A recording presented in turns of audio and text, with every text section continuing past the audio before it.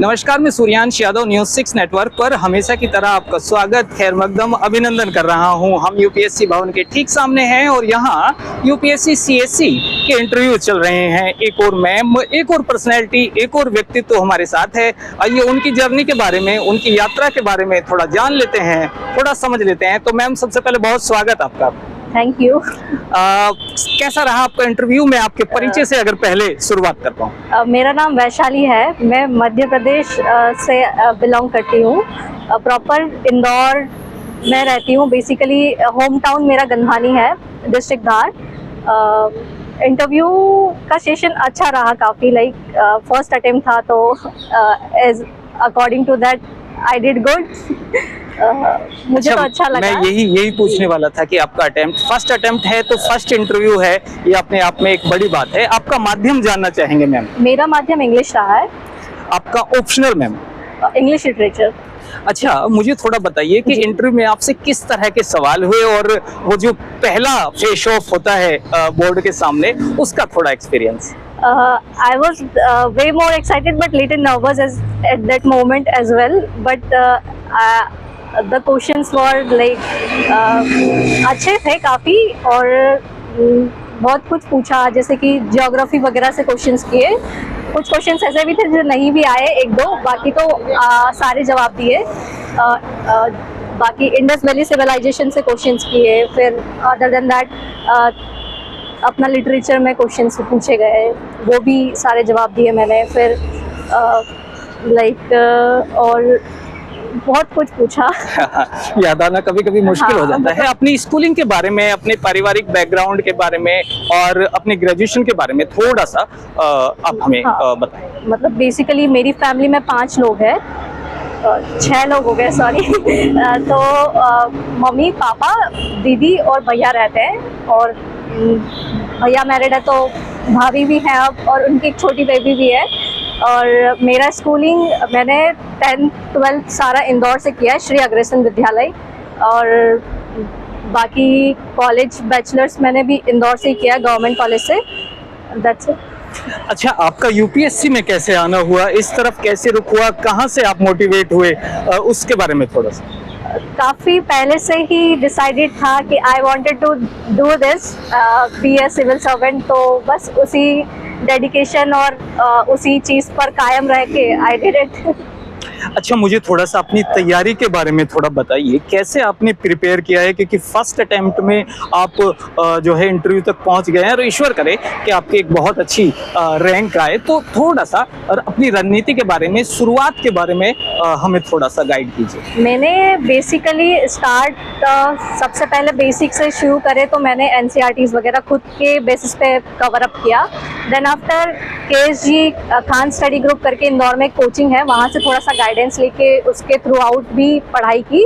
बाकी rather than that, after that मैंने self studies की, टेस्ट पेपर्स बहुत सारे लगाए, और जितना हो सके उतना आंसर राइटिंग वगैरह पूरा प्रॉपर कंसिस्टेंसी के साथ किया। तो ऐसे। कितना समय हो गया मैम यूपीएससी की आपको तैयारी करते हुए? कब आपने वास्तव में सीरियस तैयारी शुरू की?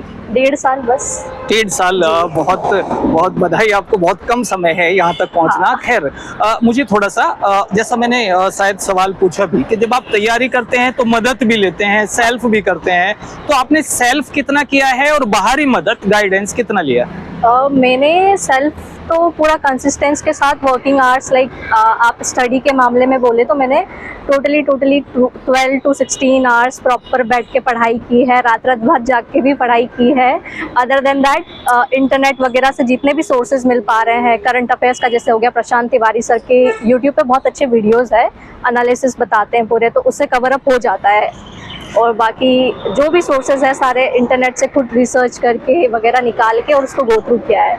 वही मैं आपसे जानना चाह रहा था कि सोशल मीडिया जो है, बहुत सारे लोग कहते हैं कि मददगार है, बहुत सारे लोग कहते हैं कि मददगार नहीं है, बल्कि टाइम वेस्टिंग ज़्यादा है। आपका टेक? ऐसा नहीं है, डिपेंड करता है पर्सन टू पर्सन, लाइक वो किस तरह से इसको यूज़ करते हैं, यूटिलाइज करते हैं। मैं भी चलाती हूँ, ऐसा नहीं है कि नहीं चला रही हूँ, नहीं कर रही हूँ, मस्ती वगैरह सब चीज़ किया है, बट पढ़ाई अपनी जगह है, डेडिकेशन अपनी जगह है उस चीज़ के लिए। आप अपनी हॉबीज के बारे में अगर कुछ हमें बताएं। मेरी हॉबीज की बात की जाए तो like I do write poems and all kind of things, और बैडमिंटन खेलना पसंद है, प्लस सिंगिंग में इंटरेस्ट है। लाइक तो वहाँ से कोई सवाल हुआ हॉबीज से आपके? हॉबी से हुआ है, लाइक सिंगिंग वगैरह के बारे में कि which kind of songs do you like to listen, और कैसे सॉन्ग्स पसंद करते हो सुनना। तो आप सुनना ही पसंद करते हैं या गाना भी पसंद नहीं, करते सुनना ही हाल फिलहाल तो लाइक। अच्छा, मैं प्रीलिम्स पे आता हूँ जी। उसकी, क्योंकि अभी प्रीलिम्स बहुत ज्यादा दूर भी हाँ, नहीं है हाँ। और एस्पिरेंट्स उसके लिए तैयारी कर रहे हैं, तो थोड़ा सा बताइए आपने कैसे उसे प्रिपेयर किया है? प्रीलिम्स के लिए बेसिकली सिलेबस को गो थ्रू किया सबसे पहले तो, और फिर बाद में मतलब PYQs जनवरी टू पूरा, अभी जो मई की डेट है, जैसे अब इस बार एग्जाम 24 मई को है, तो उस हिसाब से PYQs 10 साल 15 साल के पूरे इन टोटल पूरा सॉल्व किया है अच्छे से बैठ के प्रॉपर से, प्लस डिटेल एनालिसिस भी की है उसके बाद कि मिस्टेक्स क्या हो रही है और रिपीट क्या नहीं करना है, हमें क्या करना है, ऐसे करके। जब आप एनालिसिस करते हैं खासकर PYQs का, तो किन चीजों का विशेष ध्यान रखते हैं? सबसे पहले तो सिलेबस बच्चे गो थ्रू नहीं करते, मुझे ऐसा लगता है पर्सनली, क्योंकि बहुत सारों को मैंने देखा है अपने बैचमेट्स को वगैरह, तो सब लोग ऊपरी पढ़ लेते हैं, क्वेश्चनिंग कर लेते हैं, बट PYQs में जब वो करते हैं तो नेगेटिव मार्किंग एक तो ध्यान नहीं देते उस चीज़ पे, प्लस उसको रिवाइज नहीं करते हैं। तो मुझे लगता है कि वो मिस्टेक्स एनालाइज करना और सीखना बहुत ज़रूरी है उस चीज़ से। तो your prelims mantra revise revise and revise. Yes, do analyse your mistakes as well. हाँ बिल्कुल। तो मैं अब प्रीलिम्स से मेंस की तरफ से आता हूँ, और वहाँ से जो आंसर राइटिंग आपको करनी पड़ती है, कितनी आपने आंसर राइटिंग की है और कैसे उसे मैनेज किया? आंसर राइटिंग की बात करें तो मेंस के लिए मेरा सबसे पहला स्ट्रेटेजिक यही रहा था कि मैंने पीछे से शुरू किया, GS4 से GS2 GS3 मतलब GS1 ऐसे करके। तो एक्चुअल में होता क्या है कि जब आप मेंस की प्रिपरेशन करते हो तो आप अगर आगे से शुरू करते हो तो प्री आने तक आपका पीछे का छूट जाता है, तो पीछे से अगर शुरू करोगे तो आगे का भी कवर हो जाएगा प्री के साथ में, ऐसे। तो I started in that way, और फिर बाद में आंसर राइटिंग मस्ट ज़रूरी है इस चीज़ के लिए, क्योंकि practising the way of writing और conveying your answer is mandatory. Like सबसे ज़्यादा प्रेजेंटेशन अच्छा होना चाहिए। कितने घंटे के करीब आपने आंसर राइटिंग की है, अगर मैं उन्हें घंटों में तोल पाऊँ नाप पाऊँ? तोलने की बात नहीं है, मतलब मैंने जब से शुरू किया है उसके सिर्फ 10 दिन का ऐसे प्रीलिम्स का सिलेबस वगैरह थोड़ा समझा अच्छे से, देन आई स्टार्टेड, और मैं डे 1 ऐसे करके पेपर में लिखती थी टॉप पे, और ऐसे कंसिस्टेंसी के साथ हमेशा करती आई हूँ। तो पूरा 1.5 साल तक आई थिंक मैंने अच्छे से लिखा है, करा है सब। आपने मॉक्स प्रीलिम्स के लिए दिए हैं, मेंस के लिए ट्राई किया है, और अगर किया है तो इंटरव्यू के लिए भी मैं जोड़ देता हूँ। हाँ। तो कितना वास्तविक अंतर पाते हैं आप मेन एग्जाम में, मेन इंटरव्यू में और मॉक में? डिपेंड करता है लाइक कि आप परफॉर्म कैसा कर रहे हो। तो मतलब मैंने मेरा वेरिएशन हमेशा देखा है, लाइक अपनी गलतियों से हमेशा सीखा है और उसको अपग्रेड किया है। तो लाइक बॉटम टू टॉप पहुंचना, लाइक वही स्ट्रेटेजी रही है।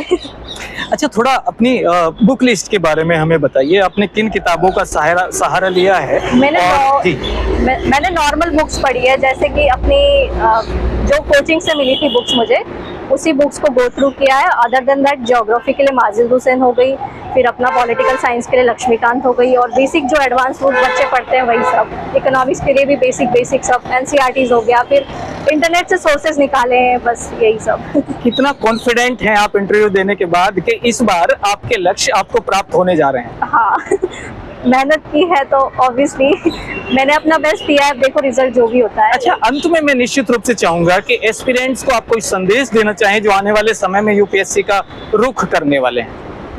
अच्छे से मेहनत करो, जम के एकदम कंसिस्टेंट रहना बहुत ज़रूरी है, क्योंकि कंसिस्टेंट नहीं होगे तो कोई भी चीज़ अचीव नहीं होनी है। और मिस्टेक्स एनालाइज करना बहुत ज़रूरी है थ्रू आउट द जर्नी, क्योंकि अगर मिस्टेक्स पर ध्यान ही नहीं देंगे तो कैसे काम चलेगा।